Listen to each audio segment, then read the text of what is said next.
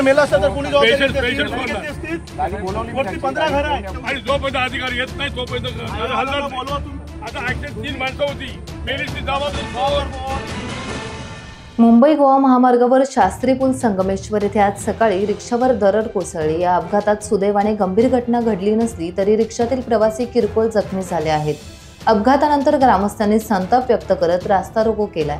महामार्गाचे काम करणाऱ्या ठेकेदाराचे काम धोकादायक स्थितीत आहे आणि त्यामुळे ही घटना घडली असं ग्रामस्थांचं म्हणणं आहे। तर मेला असता तर कोणी वरती 15 घर आहे 2 तास झाले, 2 तास झाले प्रत्येक अधिकारी कळवलेला आहे, कोणच नाही एकही अधिकारी ह्या नाही त्या ठिकाणी नाही. आणि जोपर्यंत अधिकारी येत नाही तोपर्यंत हल्ला बोलवा तुम्ही. आम्ही लिहून पाहिजे काय करणार आहे तुम्ही लिहून द्या. चला तुम्ही तुमच्या जबाबदारीवर लिहून द्या. येत आहे नाही मग कशाला गाड्या राहू दे ना. आता ऍक्सिडेंट 3 माणसं होती, मेलीची जबाबदारी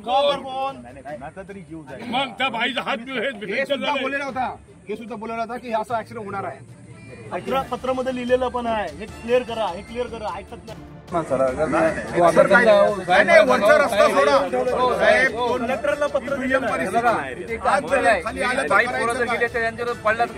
पत्र दिलेलं आहे, प्रांताला दिलेलं आहे, कुलकर्णीला.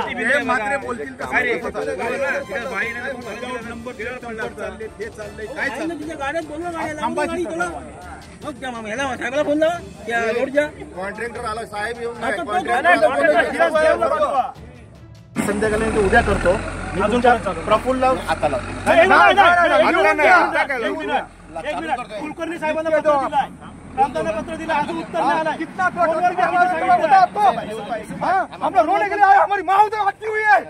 बघा हे मेले असता कुणावर आला असता आमचा जीव नाही. 15 घर आहे, काय झालं तर त्याच्यासाठी तुम्ही दुसऱ्यांना थांबवताय.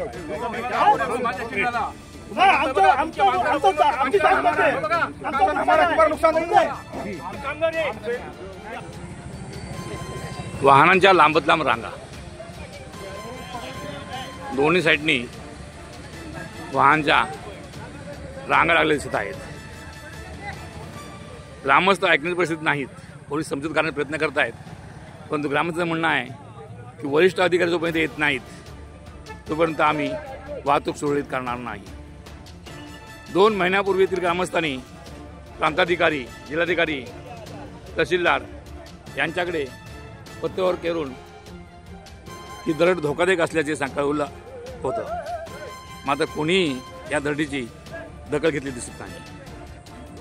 Satyan Vichare, Sangameshwar, Ratnagiri times digital. Times डिजिटलला लाईक करा, सबस्क्राईब करा, शेअर करा आणि बेल आयकॉन दाबायला विसरू नका। पाहत रहा टाइम्स डिजिटल।